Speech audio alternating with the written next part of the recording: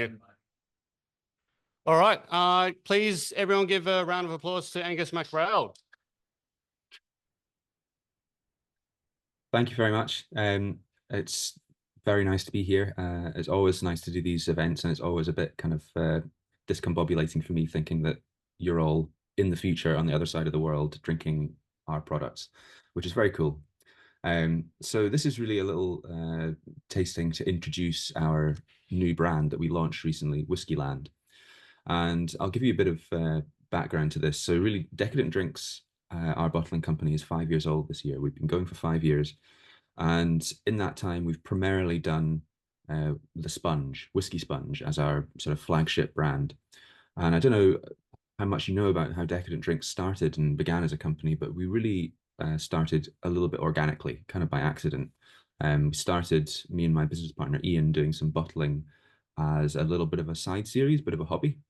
And things kind of grew arms and legs from there and eventually became a proper company. So I had a rough idea when I started of what I wanted to do with Whisky Sponge. I wanted it to have edition numbers. I wanted it to be something that people could follow along and get interested in following the stories, following the in jokes, all these sorts of things. So we had this rough concept, but after a while of doing it, I thought I really like this character. I like Sponge. I've put a lot of energy into it over the years. I don't want to do it forever. I don't want it to become stale and boring. So I thought, we're at edition sort of 60 just now. Let's stop at 100. And then that gives a bit of, momentum to the rest of the series, makes me feel inspired to do the best job I can on each and every bottling we've got left. And it means that we have to refresh ourselves as a company and do something different. So I thought a lot about what to replace Sponge with. And I thought, well, Sponge was a character. Why not take that idea, but make the world the character? Blow open the doors on creative possibility, the artistic possibility, because we're still going to work with original labels, but like we've always done with Decadent Drinks. And I thought this was a way to do that type of creativity, take that approach, but refresh ourselves, have a new brand, have a new angle, strengthen our concept. So make Whiskey Land is, for example, is going to just be 100 bottlings, 100 chapters, and Whiskey Land is really our world that we love as whiskey and spirits geeks. It's our culture, it's our community, it's the jokes we make, it's the conversations we have, and it's the experiences we have, and it's that world, but kind of filtered back to us through a very surreal lens. So the way I always describe it is think Hitchhiker's Guide for the Galaxy, but for whiskey. So we're going to try a couple of the early Whiskeyland bottlings to start the tasting. And we've got the order is not in order of release chapters because that's one thing I didn't factor in when deciding what goes when. So we'll start with chapter 3, which is Glen Grant, 1993 single cask, a refill barrel, 30 years old.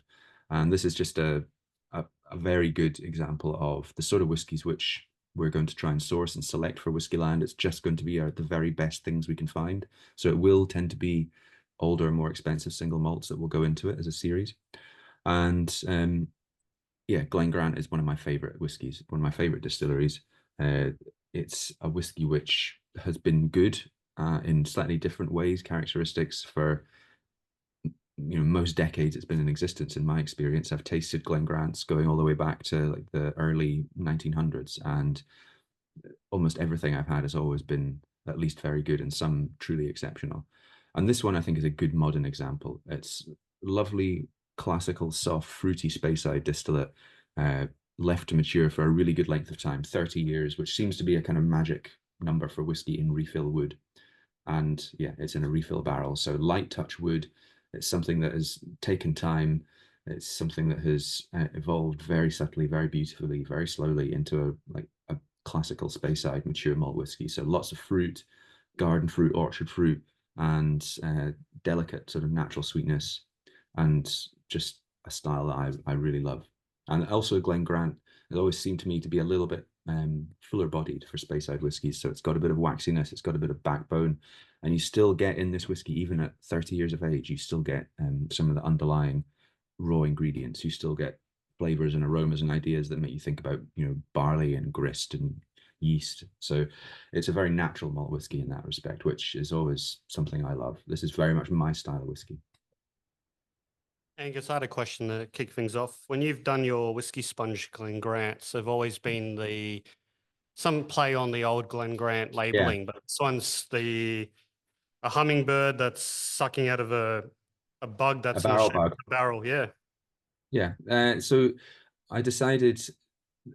So historically, we've always done Glen Grant bottlings, and I've always riffed on this heath-covered mountains of Scotia label, which is for, I don't know, over a century been very formally associated with Glen Grant, whether through distillery bottlings or licensed bottlings by Gordon and MacPhail, for example. And thankfully it's out of copyright, so means I can freely plunder it artistically and make good use of it, which is what we've done before. But for Whiskyland, with the concept being quite strong and distinct, I really decided to go around just the total original artwork route. So, for example, on the Glen Grant label, I just decided to come up with kind of a surrealist jungle scene. And the rear label, I do some writing which kind of supports these themes and gives like a scientific report from the field in Whiskyland, uh, or a letter back from Whiskyland would love, we say. So that is continued across every label. Every label features a different scene, or it would be a different character, or a different idea or concept from Whiskyland. So that's the idea, and in my mind, this evolves into a series of like 100 perfect stories and little chapters on this world, Whiskyland. So hopefully, in about 4 or 5 years' time, when we complete the series, we'll be able to put it on a big wall as a square, and everyone can enjoy it in its full glory. So yeah, how are people enjoying the Glen Grant? Thumbs up, thumbs down, gladiator style. We're getting thumbs up. That's always a good sign. Okay, good way to kick things off. Yeah, I happy with had a that. follow-up question because this is quite a fruity style whiskey. Obviously, all these whiskeys are cask strength. Do you recommend water a few drops for this one, or? Yeah, absolutely. I mean, that's very personal. We have so far done all the Whiskyland bottlings at cask strength, just because the sort of whiskies we're selecting for it, they tend to be um, older, more complex, more kind of perfect as they are. So it's less likely that we'll intervene and make reduction, as we often do with many of our other bottlings. So then it just passes to you guys as individuals and what your preference is as tasters. So if you like a few drops of water, absolutely go ahead. In my experience with all the first Whiskyland bottlings, they can all take water. And, I would say just usual good practice applies with older, sort of more gentle, more complex single malts is just start with 1 or 2 drops and go from there and see how you prefer it. I definitely think that those sort of like grassy green fruit characteristics in this Glen Grant will be magnified with water. Yeah, I'm getting a lot of green apple on this one. The first whiskey is always the hardest, I reckon, because as the rim starts warming up. So maybe we jump on to number two, Yeah, Angus. yeah, absolutely. So sticking in Speyside, this is Whiskyland Chapter 4, and it's Ben Riach. So it's just a single cask Ben Riach, fully matured in a second fill sherry hogshead.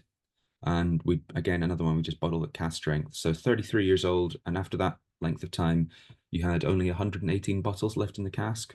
So it's naturally very low cask, but the strength has been well preserved.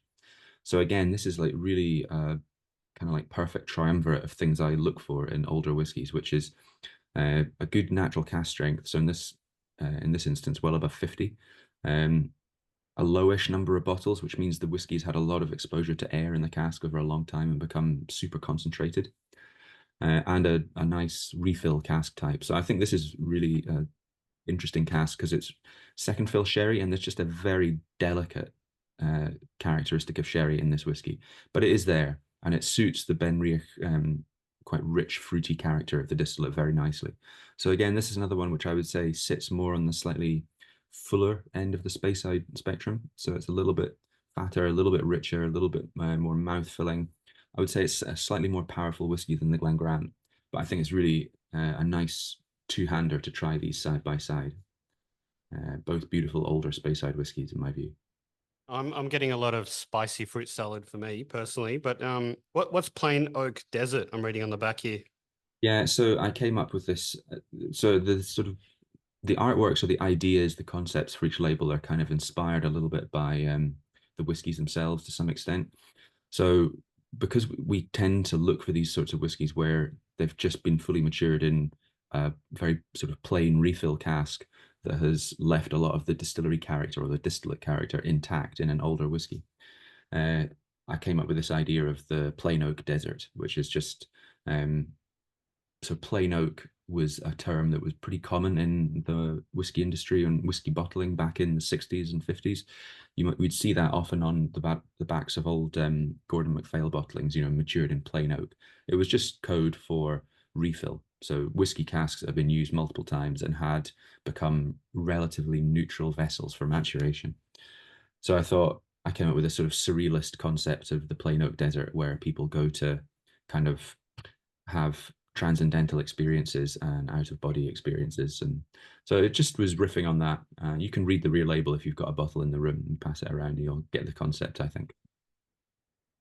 Any questions so far on the first two drams? Can we get a map of Whiskyland as a mural painted in store? Yeah, you can.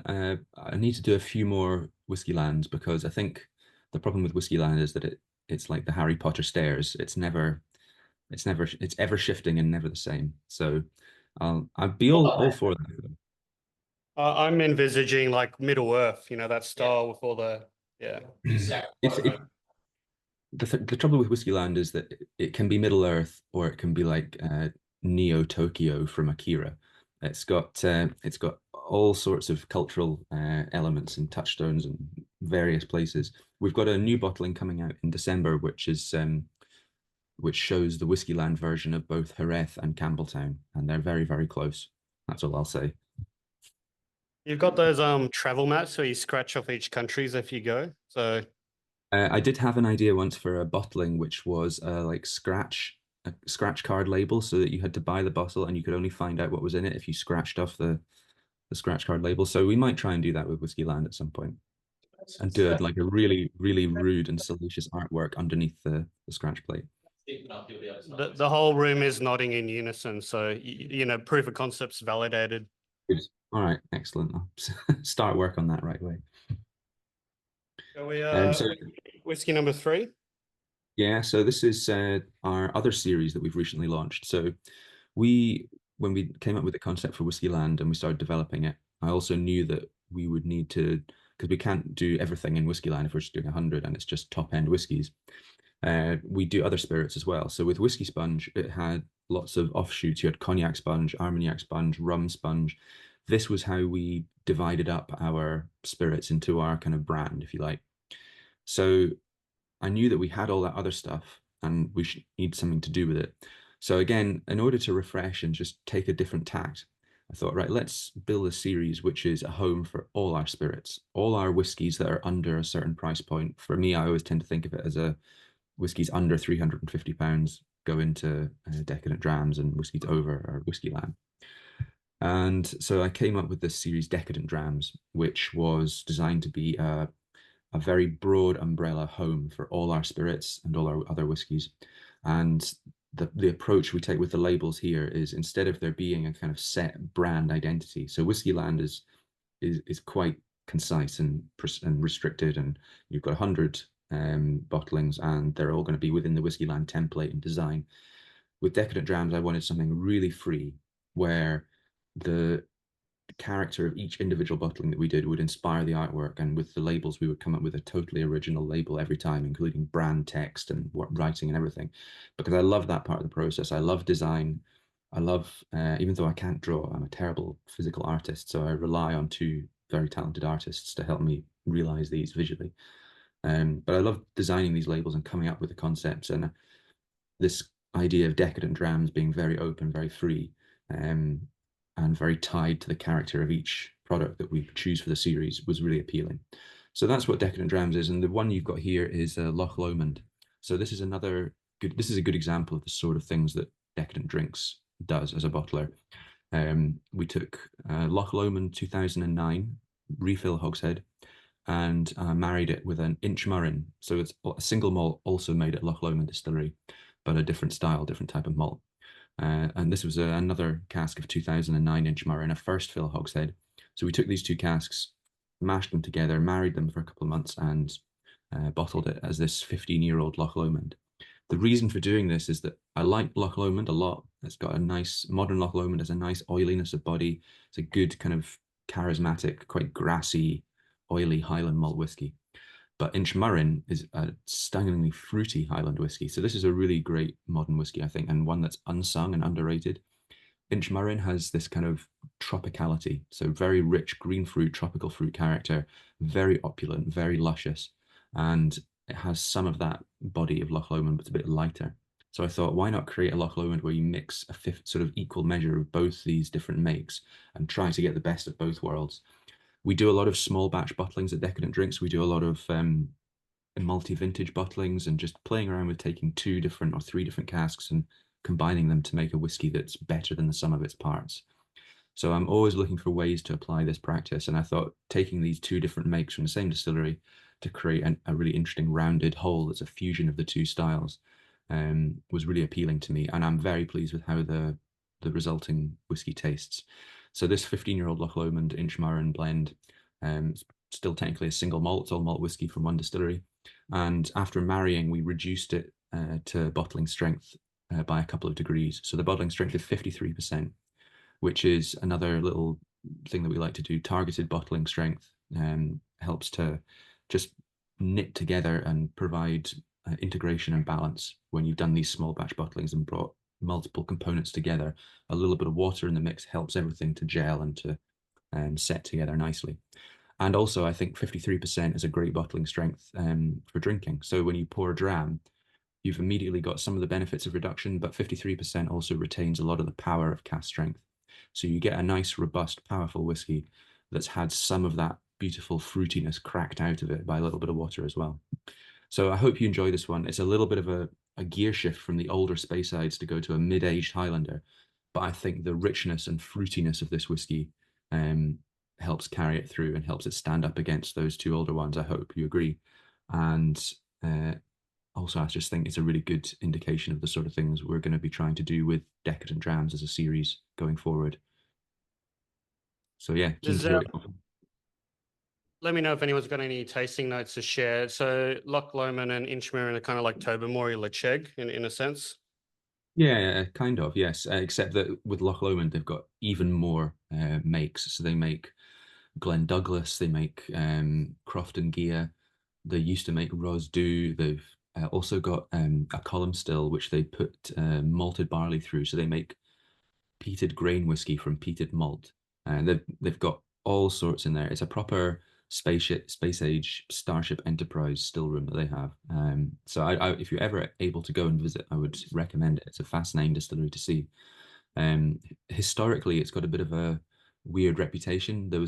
For a long time, the owners didn't do anything with it, and there was just one proprietary bottling in the sort of blue tube, and it was notoriously awful. So it started life with quite a poor reputation, and even now, it's only just starting to get the recognition it deserves, thanks to better ownership in the last 20 years.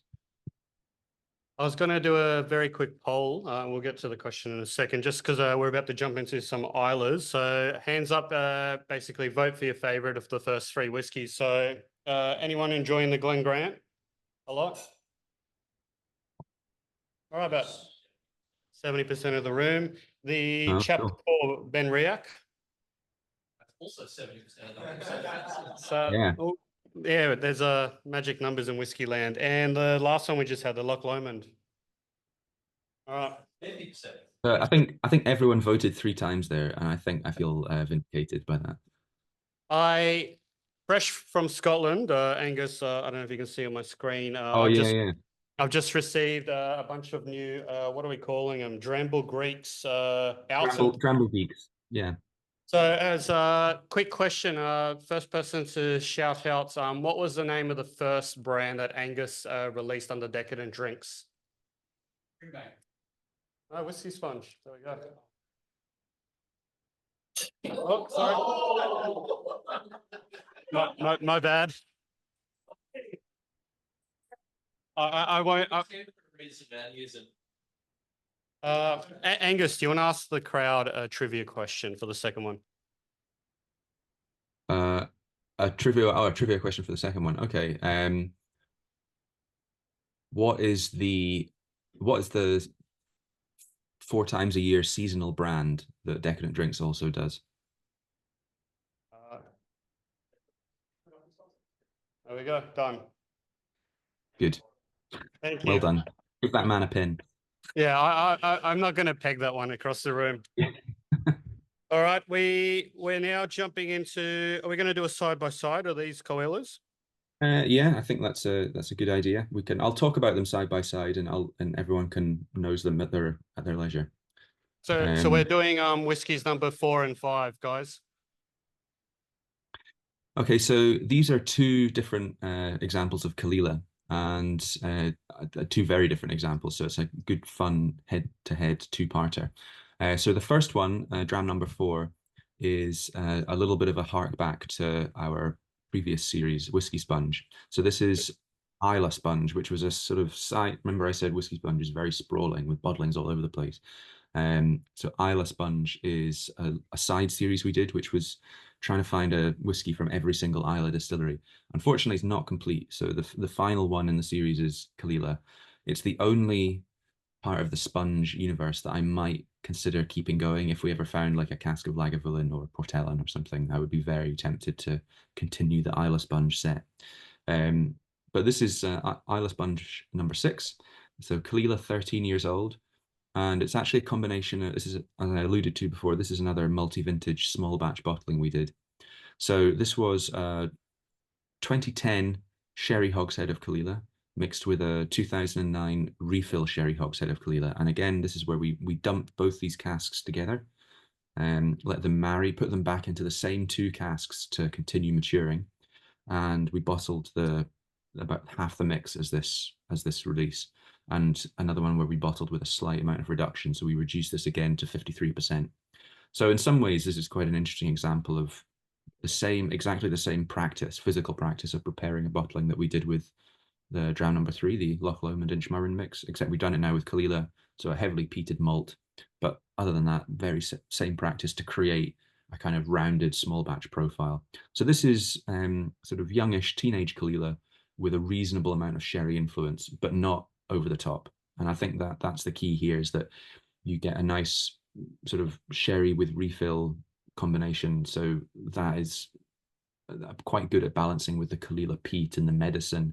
It's quite dry, it's very umami, salty, very rich, tarry, coastal, powerful Caol Ila. So this is the style that I love. If I want to have a sort of young, robust Caol Ila, then 10 to 14 years old, and either just pure refill or this kind of sherry profile are the things that I really like to go for. So I thought this would be a nice one to compare with dram number 5, which is our Whiskyland Chapter 5 bottler. So this is other end of the spectrum. This is Caol Ila as well, but it's 1992 32-year-old single refill hogshead.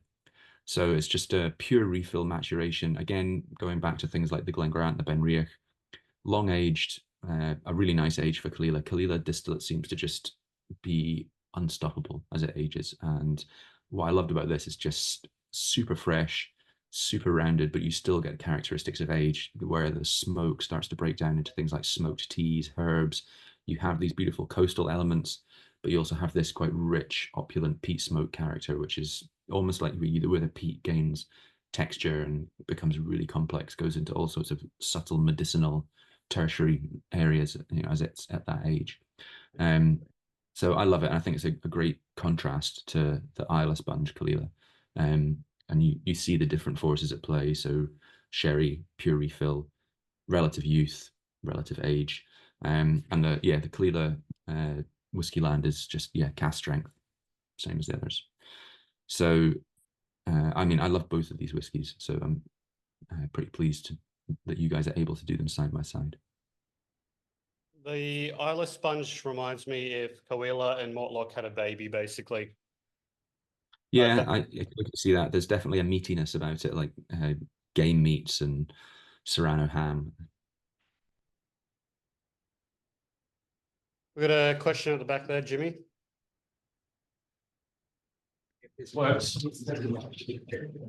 G'day, Angus. We've got the first 6 chapters in. No good? G'day, Angus. So we've got the first 6 chapters of Whiskyland in front of us, all Scotch. Is that going to be the trend all the way through, or are you going to just find the right barrels and release as you go, or what's the longer term plan there? I expect it probably. I wouldn't be surprised if it turns out to all be Scotch. It's quite hard to find suitably lofty, sexy whiskies or bourbons or whatever from other parts of the world that would be suitable for Whiskyland. I mean, I'm not against it. I have no kind of cultural snobbery about it and want it all to be Scotch whiskey. If I found a really incredible, if, for example, I became great pals with a blender at Yoichi and they sold me a cask of 1986 Yoichi, I'd probably put that in Whiskyland. But I think the chances of that happening are vanishingly thin. So I don't know. I've thought about it a little bit. To be confirmed. I don't know. We'll see. Depends what I can find. It's very hard, as I say, it's very hard to find these sorts of whiskies anyway. So at the moment, it may end up being we need to find things to go in Whiskyland to flesh it out. So we'll see. We had another question in the front row here, Angus. I was just wondering, with your Inchmurrin that you were using, where did the cask come from? Because they remind me of a Middleton Dare Gaelic cask flavour. So the wood would have been filled by the distillery originally. So the casks, which I think were purchased by the people we bought them from directly from the distillery. I don't know when they bought them, but the characteristic of the Inchmurrin is absolutely very close to old Irish whiskey. There's quite a few Loch Lomond whiskies which have this kind of like metal coin vibe in the mouth. So it's just like slightly metallic, slightly oily, quite tropical, a little bit of like grassy, almost Sauvignon Blanc-esque green acidity. And that for me is really close to a lot of older style Irish whiskies, old Redbreast, old Middletons, so this sort of pure pot style. So I definitely draw those comparisons myself. But in terms of the origins of those casks, I don't think the cask types had too much bearing. So the Inchmurrin was in a first fill hogshead, ex-American oak, and the Loch Lomond was in a refill hogshead, so presumably something pretty plain that had been used a couple of times before. And the combination of the two together created a kind of balanced profile. We had some more of the sweet wood activity from the Inchmurrin, tamed by the more sort of dry cereal profile of the Loch Lomond. So yes, I agree with the Irish sort of comparison for sure. All right, we're going to do the vote again. This time, one time only. You can't vote twice. It's 50-50. It's not that hard, okay? Coela number 1. The Isla Sponge, if it was your favorite. Okay, a few. The 32-year-old Chapter 5. Okay, I think we have a winner there, clearly. I mean, I'm not too surprised by that, but I mean, I would vote for the Chapter 5. It is pretty special whiskey. Very so cool. are you ready to go on to round number 6? Please do.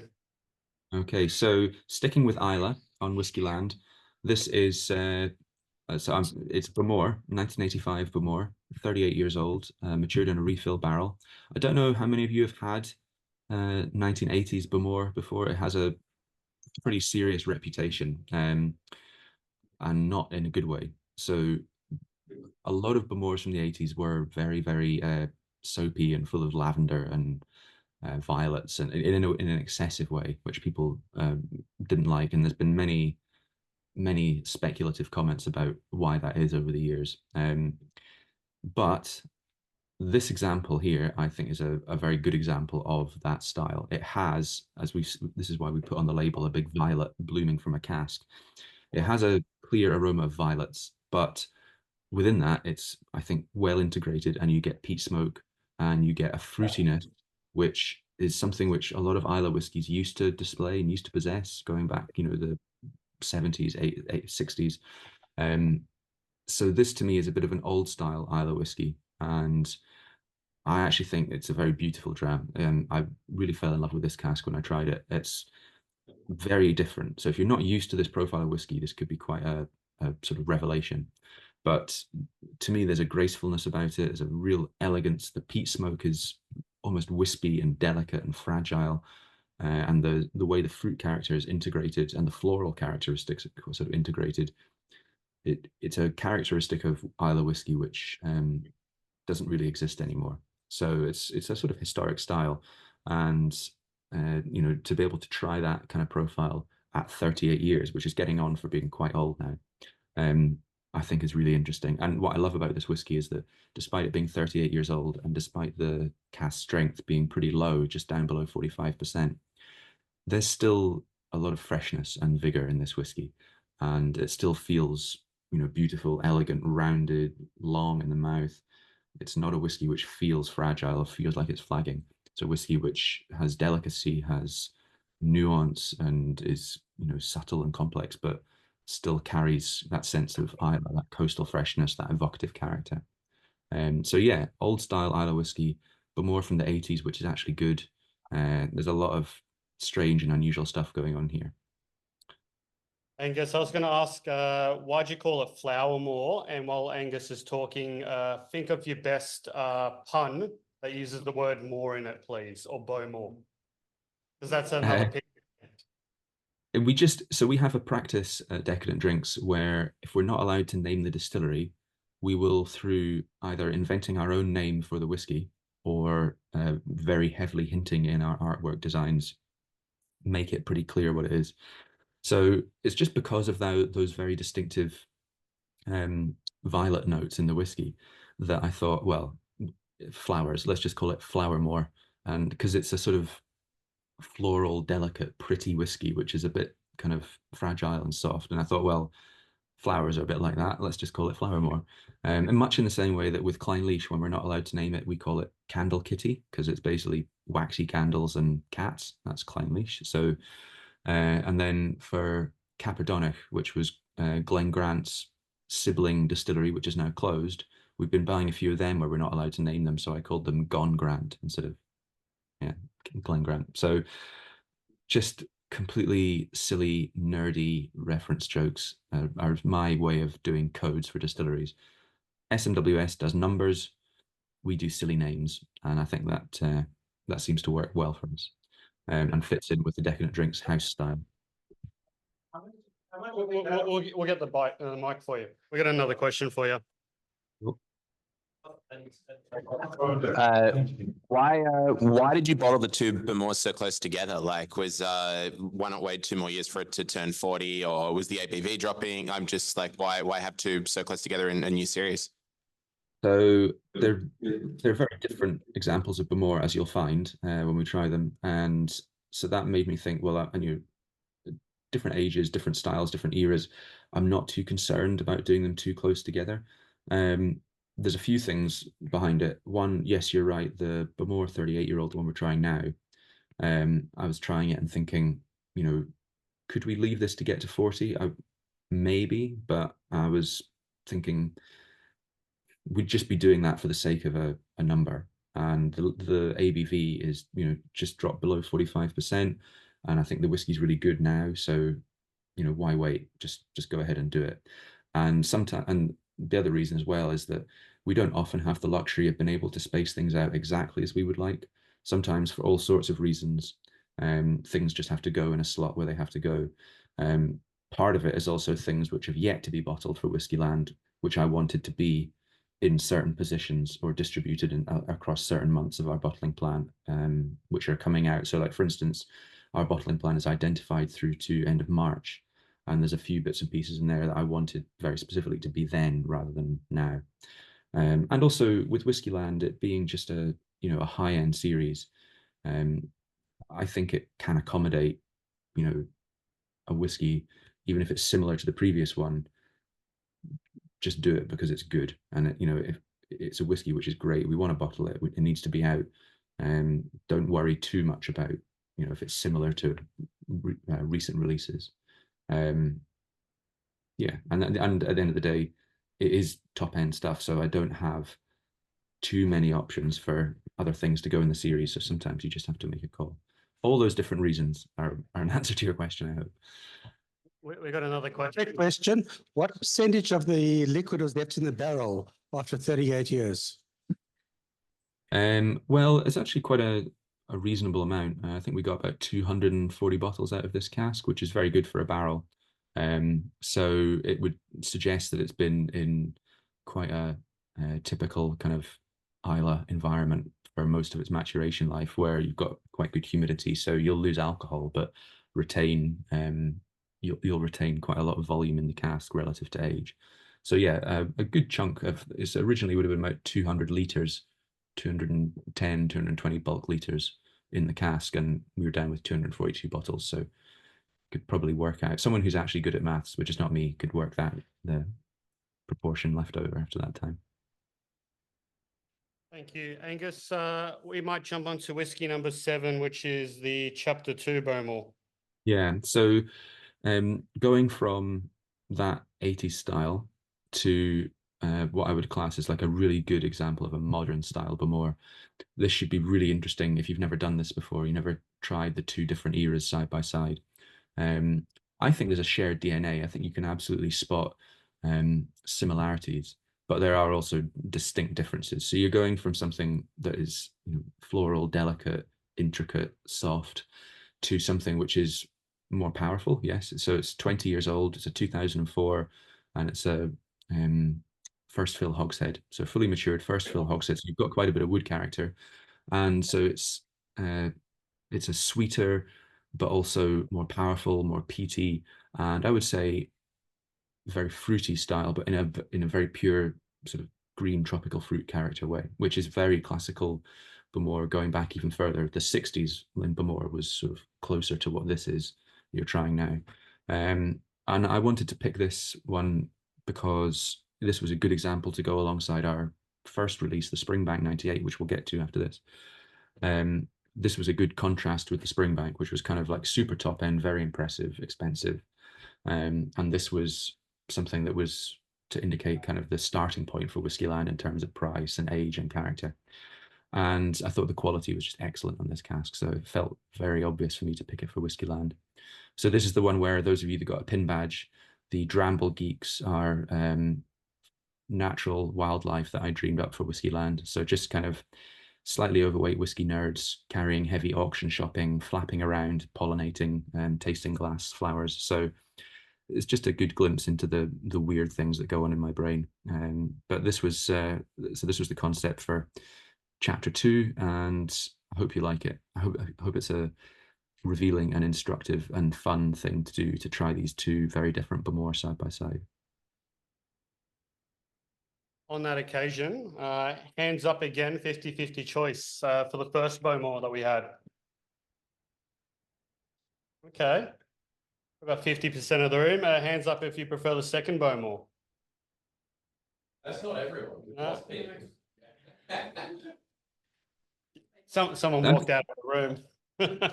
too much Bowmore. That's well, it's good to see that it's a relatively even split. I kind of like them both equally. They're both very different, but I'm pleased to see love for both of them. If I may give my tasting notes on the flower more, it tastes like an expensive hotel room in the best possible way. I love it. It's awesome. I asked earlier, any good Bowmore puns? You get a pin. So hands up if you got one. Come on, Heath.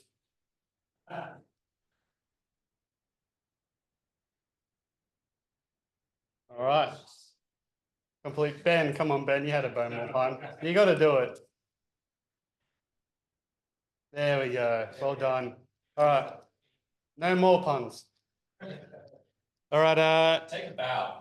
Yeah. Last question. I promise. Hands up if you've never heard of Springbank Distillery before. All right, get out, Heath. Tell us about this one. So this was chapter 1 of Whiskyland, and obviously when starting a new series, I wanted to start with a bit of a bang and something impressive that would set a bit of the tone. And this is an obvious choice. It's a first fill sherry butt of 1998 Springbank, so Campbelltown malt whiskey, and probably one of the, I would say, the top names for whiskey geeks in this day and age. Everyone covets and loves and wants Springbank, and it's understandable. It's one of the last sort of very traditional, pretty old style Scotch whiskey distilleries that hasn't fully modernized. So, you know, it's a whiskey that's still floor malted. They still do direct firing. They still do a bit of an old school fermentation regime. They still make whiskey in a way which is sort of closer to how it would have been done in the 60s and earlier. And they make a beautiful whiskey. This is, to me, a very good example of kind of modern era 90s, 2000s Springbank in a sherry cask that has turned out really well. Sometimes Springbank and sherry can be a little bit funny. I think that's really Springbank's sherry cask selection can always be a little bit inconsistent, but when it's good like this, it's pretty old school. So this is a very earthy, mulchy, gamey, tobacco-y, leathery style of sherry. Very old school sherry. It kind of tastes like a ex-bodega sherry butt to me. So it's like really old wood, really old drinking sherry character from that cask. And that combined with Springbank's distillate, which is from this era kind of 2.5 times distilled, lightly peated, and that old style distillate with a lot of like richness, texture, body, waxiness, pepperiness. That combined with the sherry and a full term maturation of 26 years and then bottled at cask strength, I think it's a magnificent whiskey. And for me, it was a very obvious choice. You get something like this so rarely. We're very lucky to get these casks. And it's really just through having some good relationships with private cask owners and, you know, nurturing those relationships over years that we're able to build trust and, you know, come up with a solution for these cask owners that enables us to have them in our bottling series. So I love this style of whiskey. It's old style sherry cask Springbank. To me, it tastes a little bit like some of the sort of older 60s bottlings of Springbank. So, you know, it has characteristics which I would describe as just very, very old school, very rich, very unmodern in the best sense. So, yeah, I love it. I hope you guys like it too. We've got one more Springbank coming at the end of the year, so should be exciting as well. I was about to ask you, is any hints on what's coming up next, but you jumped straight to that one. Yeah, so we've got a Springbank 94 second fill sherry hogshead coming out in December. That'll be Whiskyland Chapter 7. So again, like with the Bowmore, we're doing 2 Springbanks relatively. We've done 3 Springbanks this year. A 1999 for Whisky Sponge, this 1998 for Whiskyland, and then another Whiskyland 1994 end of the year. And you know, returning to that question, or you know, doing them side by side or proximate together. Sometimes you just got to do these things. If you don't do them, you'll miss the opportunity. So that's very much what's happened with these Springbanks. It all just sort of came around this year, things aligned. So actually it was a bit of a challenge to try and space them out and try and find points in the year to do them. But yeah, the 94 that's coming in end of December is every bit as good as this. It's different. It's a bit lighter, a bit more subtle sherry influence because it's refill, but it's magnificent whiskey as well. But this, for me, is my favorite of all the Springbanks we've ever bottled, Whiskyland Chapter 1.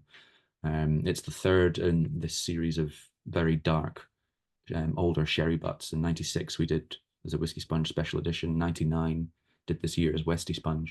And then this one, they're all from the same cask owner. And this is my favorite of the 3. It's why I kept it specifically for Whiskyland Chapter 1. It's my favorite as well. I'm getting a few nodding. I'm not even going to poll the room. I'm just going to say phenomenal. You know, it's pretty awesome whiskey. 2 questions from me. You mentioned 94. Does that mean it's going to have a big 30 on it? Yes, it's got a big fat 30.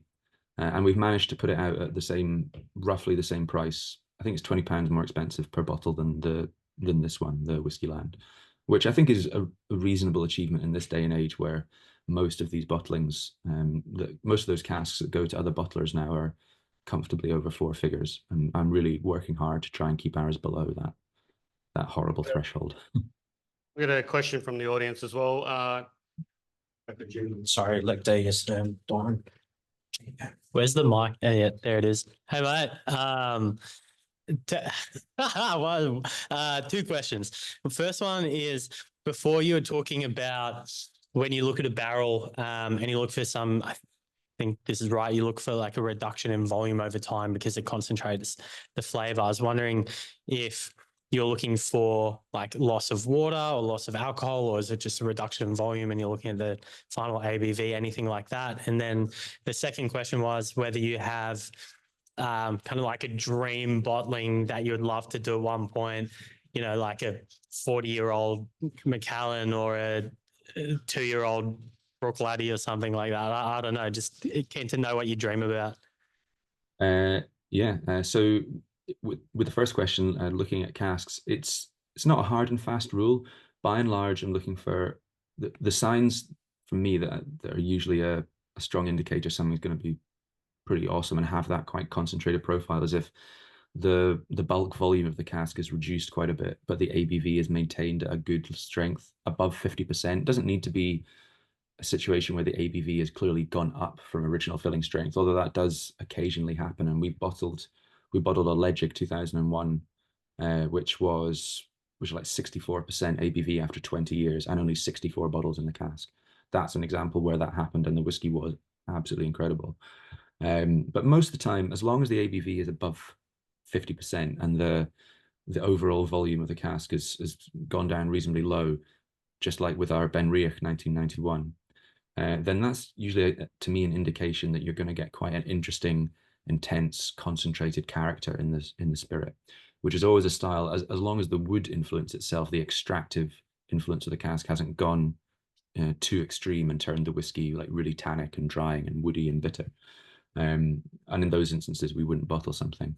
But yeah, the kind of combination of low physical volume, reasonably robust ABV is a good indicator. And then dream things to bottle. I mean, where do you start? I definitely don't care about Macallan.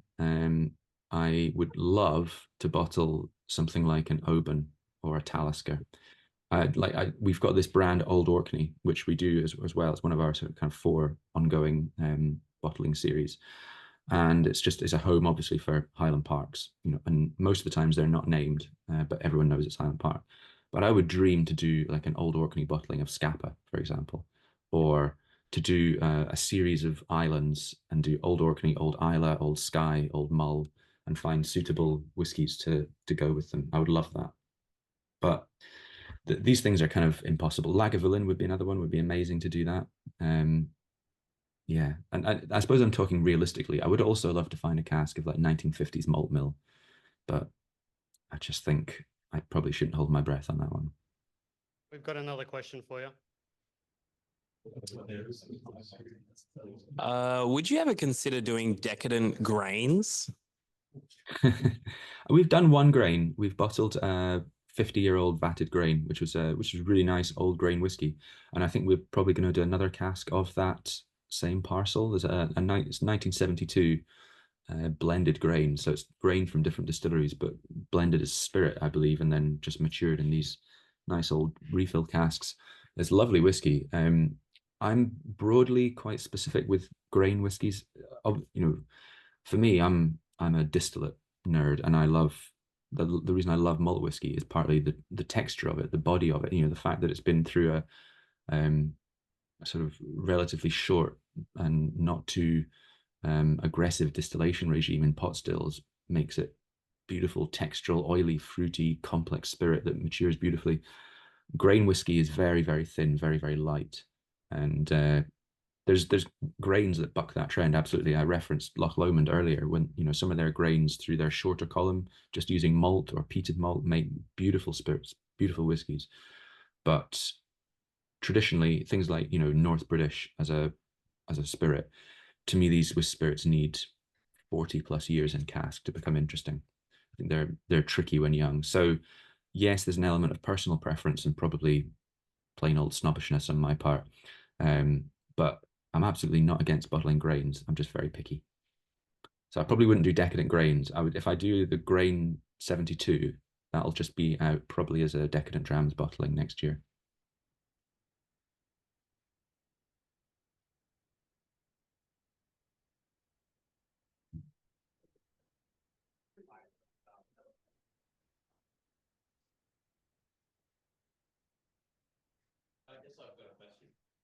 Go on. Yeah. Next year, right? After you know, after we've done, you know, another 6 bottlings, we do another tasting like this here, yeah? Yeah, chapter 7 to 12. 7 to 12. Yeah, I'm sure we can do that. If you guys Had a question for you. The bottles, these Whiskyland bottles, can you tell us more about them? Because they're slightly different. Yeah, I thought if we're going to do this series and make it, you know, state from the outset we're going to do 100, then I wanted to strengthen it slightly. I'm a big non-believer in packaging. One of my pet hates in whiskey is superfluous packaging and stupid massive boxes and just pointless use of material. But the one concession I'll make towards, you know, fanciness is a nice bottle. I like a nice bottle. So I thought if we're going to do Whiskyland, let's do one little change and select a special bottle for it. So we've been using these sort of fully hand blown green bubbly cognac glass bottles for some of our very special releases. And I really loved that style. I love these like bubble included glass, sort of slightly hand blown style, old school cognac shaped bottles. I think they're really elegant. They really suit what we're doing when we do these sorts of bottlings. So I found this solution, this bottle, as a kind of is one step down from those hand blown ones. It's more machine made, but it still has lots of bubbles in the glass. It still has a really sort of tall, tapered, elegant profile. And I thought it's just the one little touch of classiness which this series needs. If we're going to be doing all expensive bottlings and sort of top end whiskies, then yeah, we should put it in something that looks just a little bit sexier. And we can still have lots of fun with the artworks, and it'll still be a nice showcase for the design work that we're doing. So that was the reasoning, and it's the same supplier that we'd worked with before in France. And this is the glass we'll be using for the entirety of our series, hopefully. Very good. Jimmy, you got a question?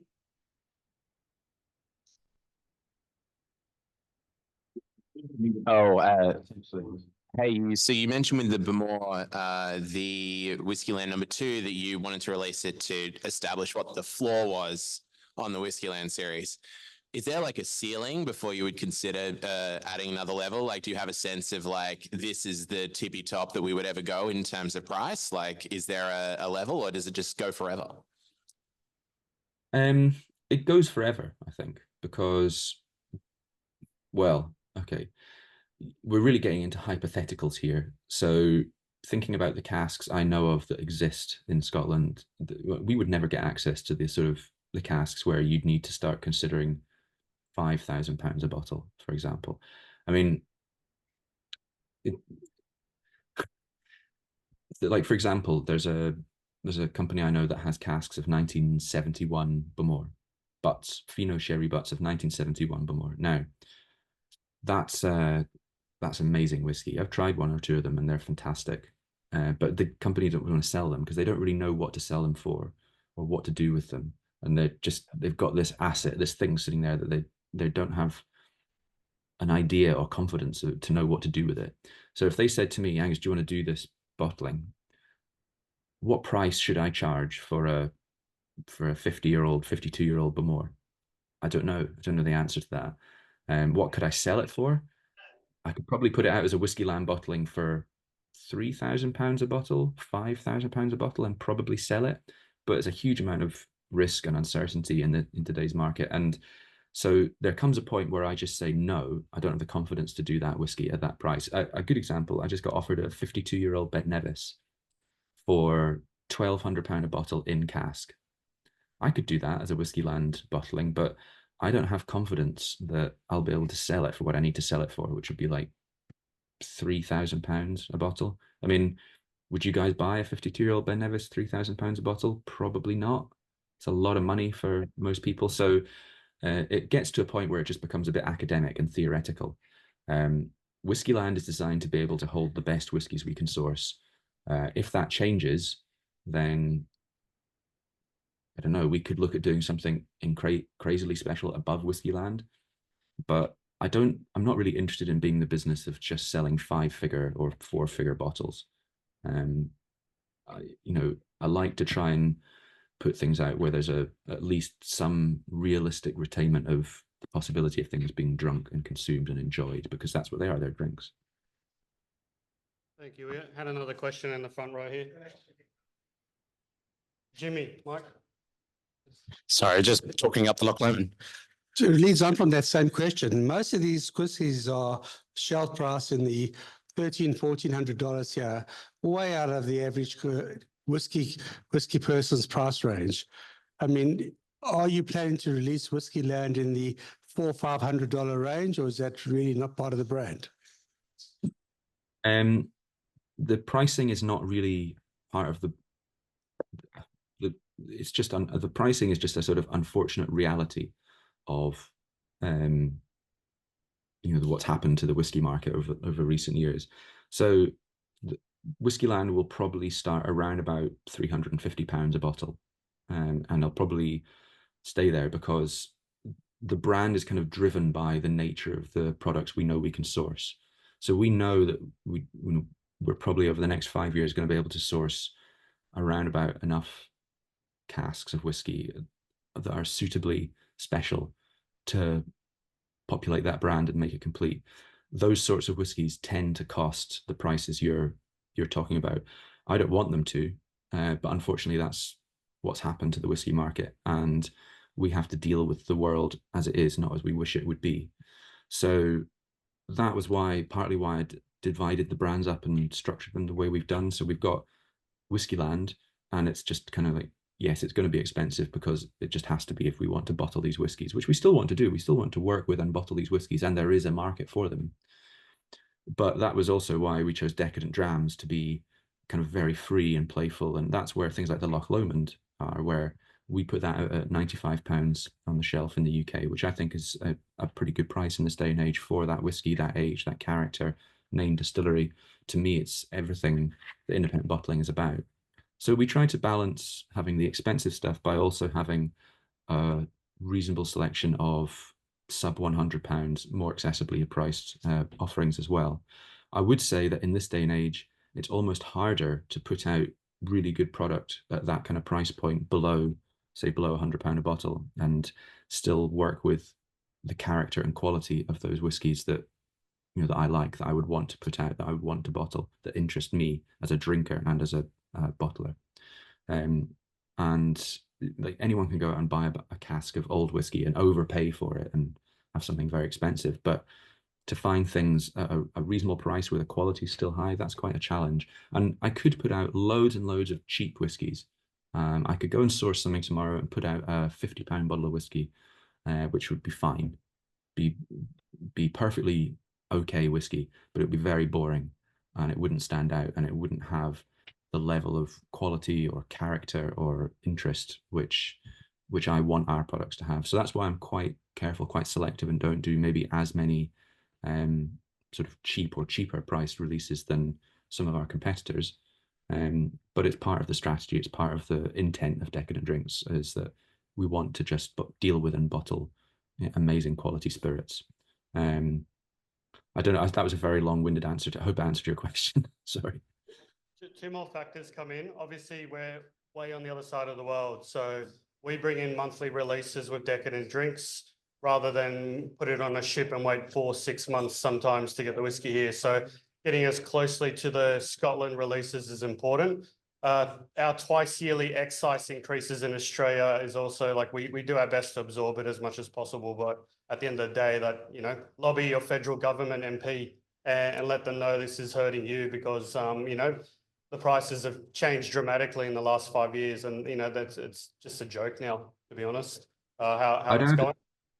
Yeah, and I'd add one other comment to that, is that I'm a geek and a consumer and a whiskey lover, first and foremost, and I've seen prices go from too cheap to too expensive over the last sort of 25 years that I've been seriously looking at and interested in and involved in and paying attention to whiskey.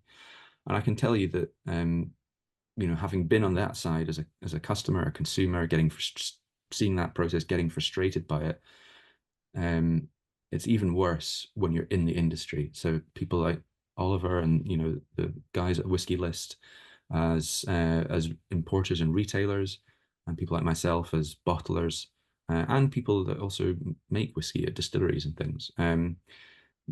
The level of frustration is greater in our position because we want these things to be drinkably priced. We want them to be accessible. We want them to shift. We want you to buy. We want that churn because it's what sustains our businesses.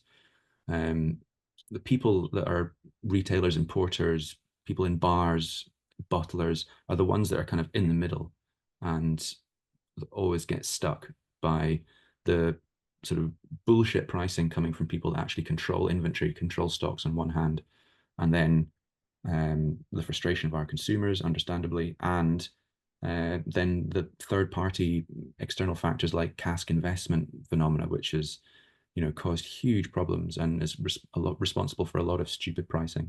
So we feel your frustration and we agree with it. We wish it was different as well. We've got time for one more question, Angus. Yeah, absolutely. Just quickly, if I can say, the Bowmores tonight have been an absolute revelation for me. So thank you for that. Just you sort of half answered my question there. Can you see a correction in the pricing of whiskey happening in the future? Or is it just going to be market forces and we just have to get used to it and lump it? I definitely think there is a correction happening underway, but it's slow and creaking and it's going to take time to filter through.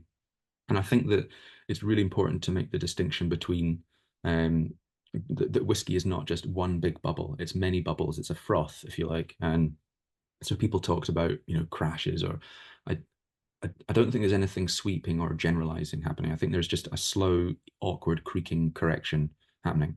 I see it with cask prices. So some cask prices are starting to come down, but it tends to be more for the sort of lower and mid-tier stuff, the stuff which is sometimes a bit boring, frankly. So you see prices coming down a bit there. You don't really see it so much for the older stuff. The older stuff is still in high demand and it's still expensive, but I'm hopeful that you'll start to see that come down a little bit more as the big companies, the guys that ultimately control the most of the inventory, the majority of the casks, start to wake up to and recognize that sales have softened globally. Consumers are getting, are sending them messages, we're fed up with some of these prices. You would hope that that will slowly start to feed through. I think there's still a lot of people with their fingers in their ears and blinkers on to what's happening.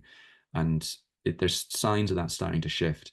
So I think that over the next sort of 2 to 3 years will start to be seen more visibly at the consumer end of things. I also think generally what's happening with, there's a big surge in new interesting distilleries still gathering pace around the world. And I think that is going to slowly and consistently start to bring to market a more diverse, interesting stream of products. And especially in Scotland, you see that happening. And I think that will also start to kind of enrich the range of new things that's in the marketplace. And I think that diversity, that competition will also help to, control prices a bit. I hope. I think we have just entered a new era where things are, whiskey is a bit more expensive. The trouble is, I understand that. So I understand that for tiny distilleries like my distillery, Kythe, we'll be, not super cheap, but not super expensive either, but we'll be realistically priced for making a tiny volume, high quality product. But the issue is that Diageo still want to charge £110 for or more than that, £160 for a 10-year-old cask strength Clynelish from a plant that makes millions of litres a year. That is a thing that's not sustainable in my view and will be a problem long term. And I don't know the answer to that part of it. But I think broadly it's positive, I would hope. Again, totally useless hot take. Watch your space. I've got a bit of a question. All right, last one. You mentioned you're uninterested in putting stuff in boxes, uninterested in Macallan, all that sort of wonderful stuff that I like to hear. If you get the opportunity to appropriately take the piss a bit and do, for example, an IB Macallan in a box, will you do it? Well, the closest we've got to that is we did get some casks of Macallan. They were unnamed, so our code name is the marketing malt. So you may have seen, we did one of these bottlings last year, and I did a couple of exclusives of the same liquid. Lovely whiskey, and we did take the opportunity to really drill into Macallan piss taking, that rich, unquenchable well of possibility that is taking the piss out of Macallan. So we've sort of done that. If I got a cask, so we've been offered, again, this is another good example. I could go out tomorrow, buy a cask of 1992, 1993 Macallan. I would have to sell it for close to £1,800 a bottle. So that's and to me, that's just fucking stupid. It's not, they're lovely whiskies, these casks. Tried a few of them. But they're not better than the Glengrant or the Benriach. I would argue not as good. So it's just insane in my view to do that, and I would be just buying some very expensive shelf fillers for myself. So if we find a cask of Macallan that's named, I will always continue to nobly fight the cause of taking the piss out of Macallan with my bottlings, but I probably won't use a box. All right. I think that's it in terms of questions. What you're like coming up to what, 9 a.m. there, I think, or 10? It's 9:37 here. So your day's about to start. I've got 2 more pins. It's a 2-part question. Angus mentioned there's 2 distilleries on Isla that he's yet to bottle that he wants to. That's one. We got one here. Who was the other person? There we go. That's the bit. Yeah, a question from the crowd. Do you have an infinity bottle? I've got like infinity casks in my garage. Yeah, I know. I've got an ex Kalila sherry butt in my garage, which contains, which is just still fed all the spare excess good quality Scottish malt whiskey that crosses my desk, which is a lot. For all the various things I do, end up with so many cask samples and bottling taster samples and things, and I'm never going to drink all these things. So it's just like a bit of an experiment. Everything just gets fed into the belly of the beast in the garage, and one day there might be a kind of off the books blended malt bottling or something come out of that. I'm also saving all the cask samples and dregs that have been involved with Decadent Drinks so far as a separate thing. So there's a barrel with that slowly filling in the garage as well. So yes, I would say a kind of embarrassing number of infinity projects about the place. Where do you live is the next question. Scotland. You can figure out the rest from there. We didn't give you a proper introduction before. So Angus wears many hats. Do you mind if I quickly go through them? Go for it, yeah. So he was once a tour guide at Ardbeg. He's been in the whiskey auction industry, so he's always been interested in these older bottlings. That's why his knowledge of like the 60s Bowmores is phenomenal. I think recently you tried some of the oldest Scotch whiskey that's ever been found in a cellar. Well, yes, there's been some debate about it, but I've tried it and I think it's magnificent. Yeah. What else? You're the sitting chair for the SMWS tasting panel. You write your own satirical blog called Whisky Sponge when you get time every now and then. There's 2 others. You are part and parcel with Serge Valentine with Whiskey Fun. If you ever read those whiskey reviews, that's Angus does the weekend. I think Serge does the weekdays from memory. And yeah, that's right. And you've recently just started your own distillery, Kaif in Scotland there. Yeah, so that's a separate project with my other business partners, Johnny McMillan and Aaron Chan, and that's a distillery which is presently under construction in Perthshire in Scotland and scheduled to start production in around August 2025. So pretty soon, really. And it's the concept behind Kaif is to make an old style Highland malt whiskey. So it's a very sort of methodically, deliberately constructed project with a very clear objective in mind. And we've done all sorts of crazy things. Like we've got a wood-fired wash still. We're doing worm tub condensing, very long ferments in wooden washbacks with beer yeast. We've got a manual infusion mash tun. It's going to be a very exciting project. So that is something that I think hopefully will be, fun to follow for whiskey people over the coming years. And I saw you got a current job opening for a broom sweeper, yeah? Yeah, we're hiring. So, any of you with strong distilling experience, send in a CV. I do have one thing. At our tastings, we have a tradition of getting the hosts to sign a piece of wood to go on the wall. I was wondering if you'd be able to whip something up in MS Paint, something like this, to just put up on our wall over there. I'll transfer it onto wood for you, just to commemorate this incredible tasting, which I hope will be the first of many. I can try and do something. For clarity, the worse, the better. Live? Oh god, I'm No, No, no. Like, I'll take a photo of the wall for you. I'll send it to you, and you can get back yeah, to them. yeah. That's I'm gonna pass that along to my marketing officer. She's a whiz. No, I'll do something. Send it over, and I'll do something. Absolutely, happily. All right, we've taken way too much time of Angus's time, so massive round of applause from Angus.